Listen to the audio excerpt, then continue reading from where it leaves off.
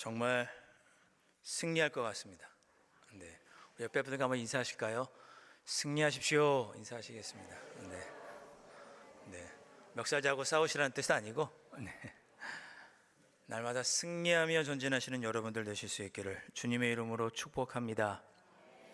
오늘은 종교개혁 기념주일입니다. 종교개혁 기념주일은 1517년에 루터가 비텐베르크 성에 95교제의 방방문을 붙이고 종교개혁이 시작된 것을 기념하는 그런 주일입니다.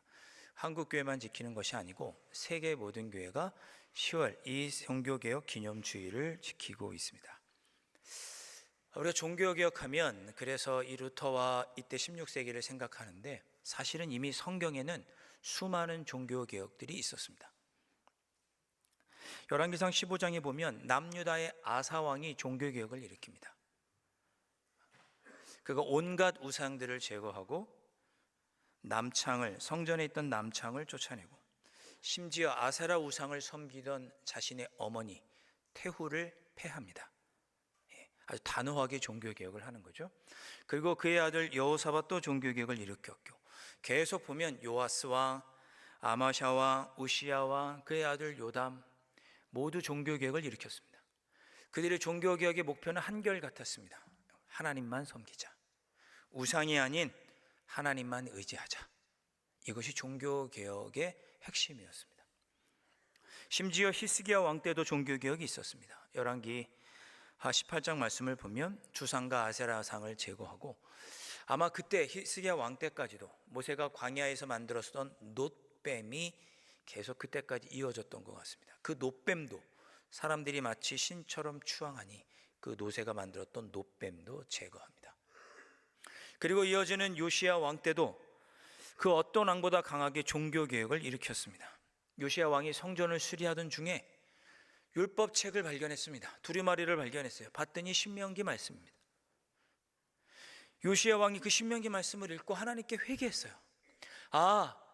우리가 이렇게 힘들고 어려운 것은, 우리나라가 이렇게 국가적으로 사회적으로 힘들고 어려운 것은 우리가 이 성경에 있는 말씀, 하나님의 말씀대로 살지 않았구나, 하나님만 섬기며 살지 못했구나, 그래서 우리가 이렇게 힘들고 어려운 가운데 처했구나라는 것을 그가 말씀을 읽고 깨닫게 됩니다. 그래서 다시 하나님만 붙잡자라는 마음으로 종교개혁을 일으킵니다. 바알과 아세라 목상 등 여러 가지 우상들을 제거하고, 성전 안에 있던 남창의 집, 유다 땅 곳곳에 있던 산당과 무당들, 신접한 자들, 박수 다 몰아내고 드라빔 등도 없앴습니다. 드라빔은 요만한 몸에 지니고 다니는 그런 우상이었습니다. 심지어 인신제사도 드렸는데 인신제사도 금지하고 모세의 율법에 따라 유월절을 성대하게 거행했습니다.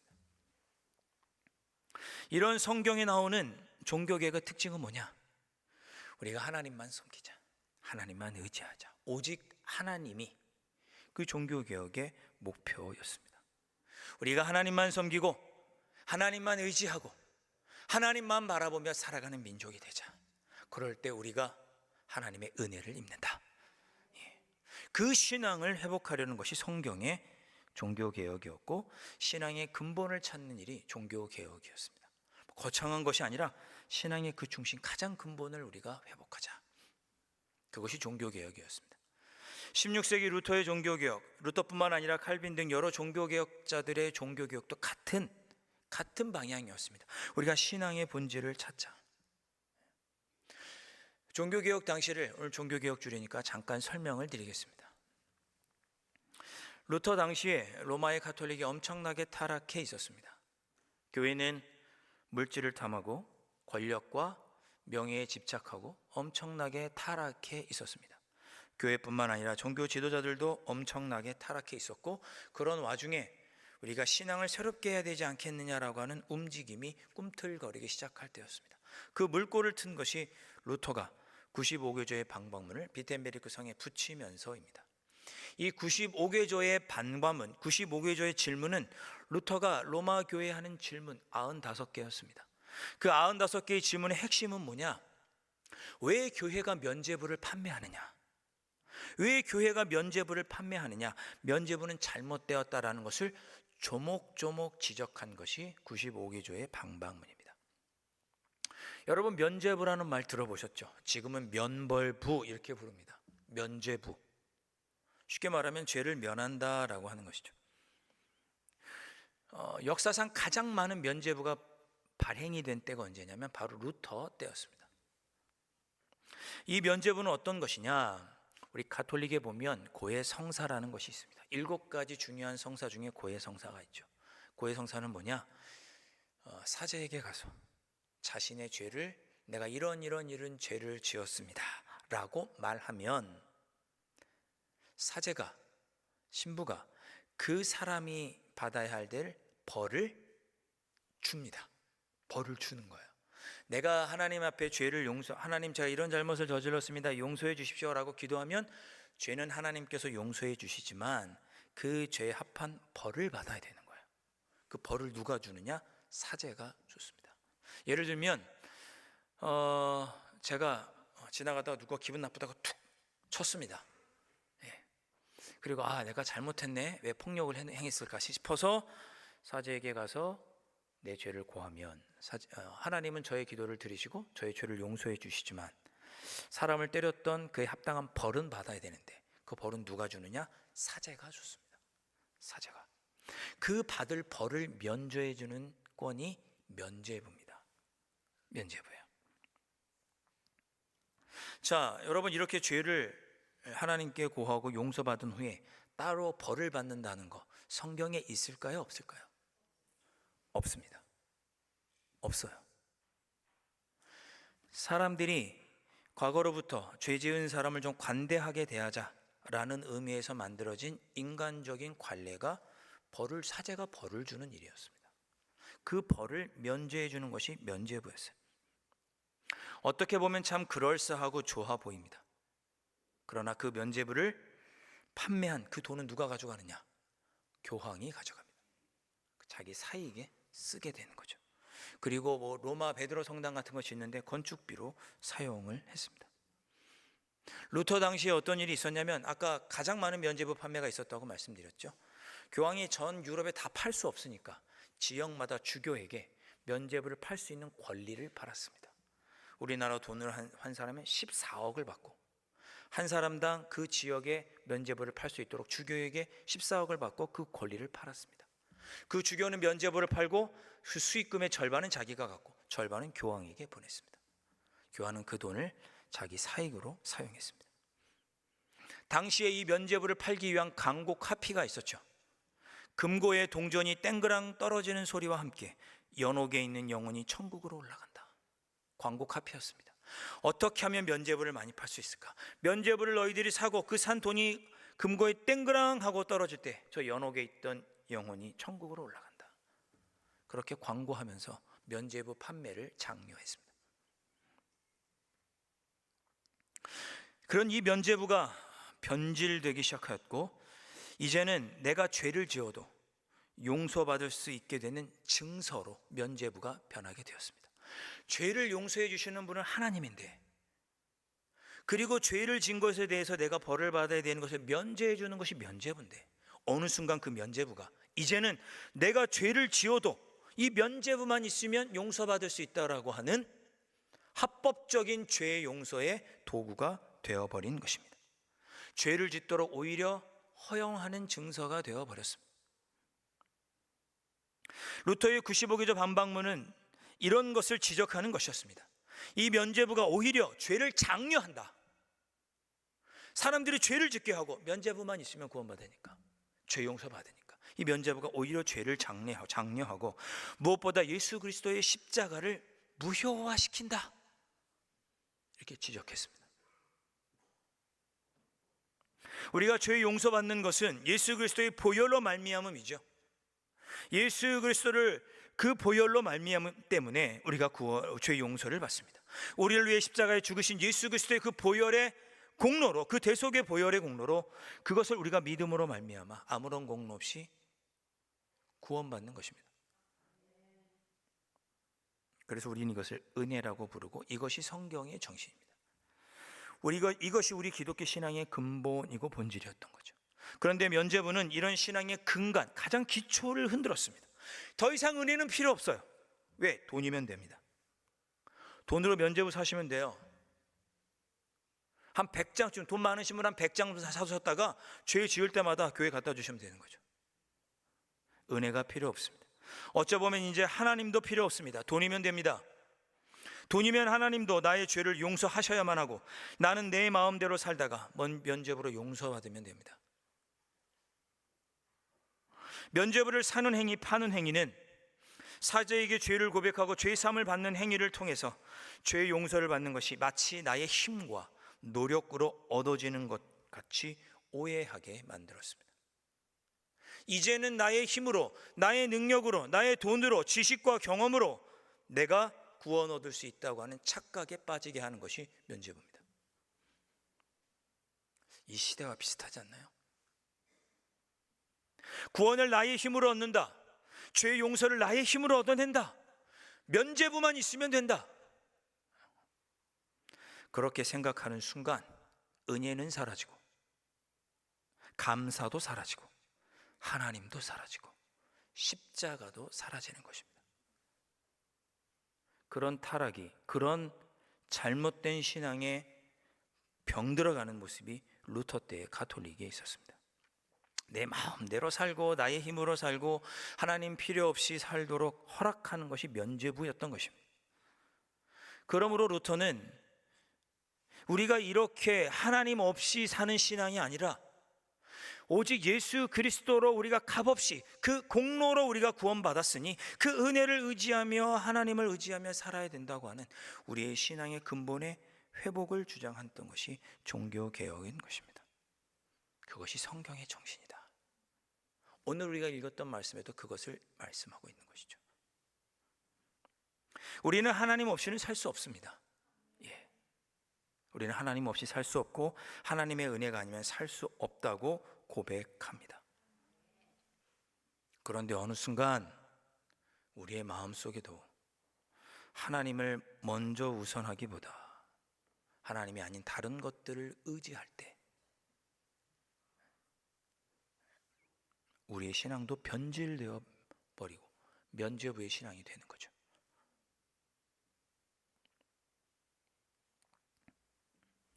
오늘 읽었던 말씀, 에베소서의 말씀은 우리의 신앙의 근본을 다시금 일깨워 주십니다. 1절부터 3절 말씀 보면 1절 말씀 보시죠. 그는 허물과 죄로 죽었던 너희를 살리셨도다, 이렇게 말씀합니다. 예수님께서 허물과 죄로 죽었던 우리들을 살리셨다. 면죄부가 살린 것이 아니고 우리의 힘과 노력이 살린 것이 아니고 예수 그리스도께서 우리를 살리셨다, 이렇게 고백하고 있습니다. 여기서 죽었다는 것은 영적으로 죽었다는 것입니다. 하나님을 알지 못하고 하나님의 뜻대로 살지 못하는 그런 상태에 있었다, 그런 뜻입니다. 2절 말씀은 부연 설명합니다. 그때 너희는 그 가운데서 행하여 이 세상 풍조를 따르고 공중의 권세 잡은 자를 따랐으니 곧 지금 불순종의 아들들 가운데서 역사하는 영이라. 그러니까 우리가 허물과 죄로 죽었다는 것은 이 세상 풍조를 따르고 세상 권세 잡은 자들의 생각을 따랐다는 것이고, 이 세상 풍조와 세상 권세 잡은 자들 뒤에 누가 있었어요? 악한 영적 세력, 불순종의 아들들 가운데 역사하는 영이 있었다라고 말합니다. 너희들이 그런 것들에 사로잡혀서 이 땅을 살아왔다는 거죠. 그런 너희들을 누가 살렸느냐? 면죄부도 아니고 돈도 아니고 명예와 권력도 아니고 예수 그리스도께서 살리셨다라고 분명히 기록하고 있습니다. 3절 말씀, 전에는 우리도 다 그 가운데서 우리 육체의 욕심을 따라 지내며 육체와 마음에 원하는 것을 하여 다른 이들과 같이 본질상 진노의 자녀이었더니. 예전에 주님 알기 전에는 우리가 하고 싶은 대로 살았다는 거예요. 육체의 마음에 원하는 것대로 했다는 거예요. 그때는 본질상 진노의 자녀로 심판받아야 할 자리에 있었다는 거죠. 그런 우리가 구원받을 수 있는 유일한 길은 뭐냐? 예수 그리스도라는 것입니다. 4절부터 6절의 말씀 제가 한번 읽어보겠습니다. 긍휼이 풍성하신 하나님이 우리를 사랑하신 그 큰 사랑을 인하여 허물로 죽은 우리를 그리스도와 함께 살리셨고 너희는 은혜로 구원을 받은 것이라. 아멘. 분명히 기록하고 있죠. 면죄부로 구원받은 것도 아니고, 돈으로 구원받은 것도 아니고, 명예와 권력으로 구원받은 것도 아니고, 우리의 행함으로 받은 것 아니고, 노력과 돈으로 지식으로 경험으로 받은 것이 아니라 은혜로 구원받았다고 분명히 기록하고 있습니다. 8절 말씀, 너희는 그 은혜에 의하여 믿음으로 말미암아 구원을 받았으니 이것은 너희에게서 난 것이 아니요 하나님의 선물이라. 아멘. 사랑이 많으신 하나님께서 우리를 구원하고 싶으셨어요. 사랑이 많으신 하나님, 은혜를 풍성하신 하나님께서 우리를 구원하고 싶으셔서 이 땅에 독생자 외아들을 보내주고 십자가에 달려 돌아가 죽게 하셨죠. 그러므로 그 하나님의 사랑은 우리가 구원받을 수 있는 원인이고, 그 예수 그리스도를 믿음으로 말미암아, 믿음이라고 하는 방법으로 말미암아 우리가 구원받게 되었습니다. 은혜는 원인이고 믿음은 방법인 것이죠. 이것이 우리 신앙의 근간입니다. 이것이 당시의 카톨릭이 이러한 타락의 모습이 있었던 거예요. 9절 말씀, 행위에서 난 것이 아니니 이는 누구든지 자랑하지 못하게 하려 함이라. 아멘. 행위에서 난 것이 아닙니다. 율법으로 얻은 것도 아니고, 돈으로 사는 것도 아니고, 지식으로 면접으로 얻는 것도 아니고, 구원은 행위에서 난 것이 아니라 믿음을 통해 주어진 하나님의 은혜이다. 여러분, 오늘 제가 드리는 이 말씀을 지식적으로만 알지 않기를 바랍니다. 지식적으로만 아시면 안 됩니다. 우리가 이 믿음으로 구원받는다고 하는 이 이신칭의의 교리, 우리 기독교의 핵심, 이 교리는 내가 믿음으로 구원받는다, 이 믿음으로 구원 열차 타고 천국에 간다라고 하는 구원의 티켓을, 그것만을 의미하는 것이 아닙니다. 나는 나의 힘으로는 살 수 없어. 나는 오직 예수 그리스도만으로만 살 수 있어. 하나님이 주시는 은혜로만 살 수 있어. 오직 예수 그리스도를 붙잡아야 해. 나는 하나님만 의지하며 살 거야. 돈과 명예와 권력은 의지하지 않고 살 거야. 명예와 권력은 아무것도 아니야. 나는 예수님만 붙잡고 예수님만 바라보며 예수님의 뜻을 이루며 살 거야 라고 하는 삶의 태도를 결정하는 것이 이신칭의의 교리입니다. 나 예수님 믿었으니 천국 간다가 끝이 아니고, 내 삶의 모든 영역에서 아무리 작은 것 하나라도 예수님만 의지하고 예수님만 바라보고 주님의 뜻대로 하나님만 의지하며 살아가겠다라고 하는 삶의 스타일을 결정하는 것이 이신칭의의 교리인 것이죠. 내 인생의 가치관이고 인생의 신념이고, 그래서 우리는 이것을 진리라고 부르는 것입니다. 그것이 이신칭의의 교리입니다. 그것을 회복하자고 하는 것이 종교개혁이었던 거예요. 오늘 우리가 이 시간에 회복하기를 원하고 우리 자신을 다시 돌아보기 원하는 것이 그것이에요.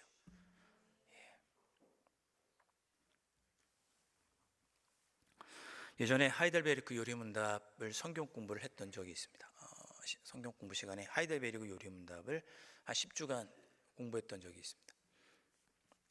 하이델베르크 요리문답은 1563년에 독일 하이델베르크에 있는 신학교에서 만들어졌는데, 웨스트민스터 신앙고백과 더불어서 우리 개신교의 가장 중요한 신앙고백서 중에 하나가 이 하이델베르크 요리문답입니다.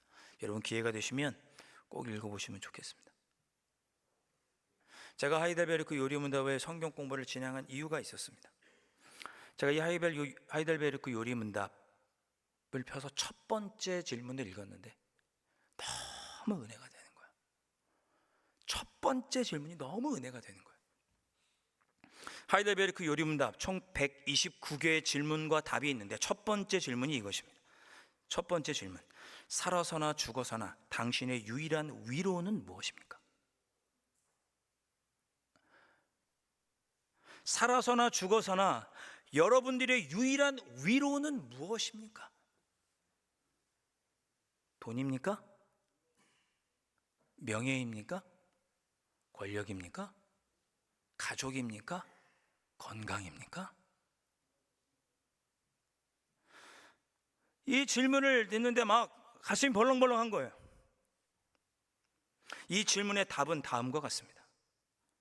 살아서나 죽어서나 나는 나의 것이 아니요 몸도 영혼도 나의 신실한 구주 예수 그리스도의 것입니다. 이 말씀을 읽는데 그냥 사무실에 있다가 주님 감사합니다 주님 하고 그냥 나도 모르게 소리가 터져나오더라고요. 여러분의 삶의 위로자는 누구십니까? 여러분을 위로하는 것은 누구입니까? 돈입니까? 과학입니까? 의술입니까? 가족입니까? 친구입니까? 교우입니까? 세상 사람 모두가 나를 버려도 나의 참된 위로자는 예수 그리스도이십니다. 이것을 고백하고 주님으로만 위로를 얻으며 살아가는 삶이, 그렇게 살아가겠다고 하는 것이 이신칭에 고백하는 그 모습인 것이죠. 죽어서 천국에 가는 것을 끝, 그러니까 여기서는 내 마음과 내 뜻대로 사는 것이 아니고 세상 것에서 위로를 얻고 세상 풍조를 통해서 위로를 얻는 것이 아니라 이 땅을 살아가는 동안에도 나에게 오직 위로가 되시는 분은 예수 그리스도니 주님만 바라보며 주님의 뜻을 이루며 살아가겠습니다. 결단하고 그렇게 살아가는 삶,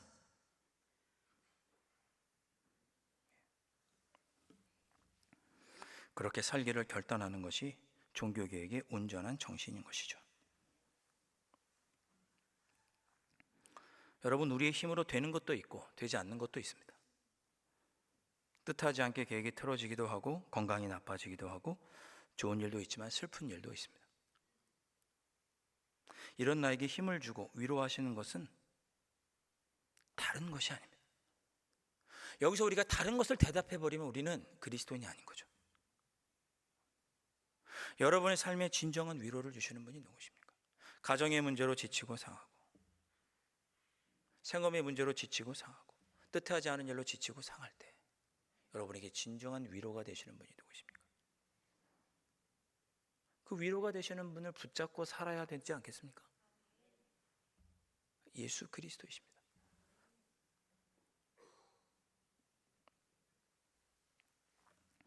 제가 개인적으로 좋아하는 찬송가 324장, 예수 나를 오라 하네. 예수 나를 오라 하네. 예수 나를 오라 하네.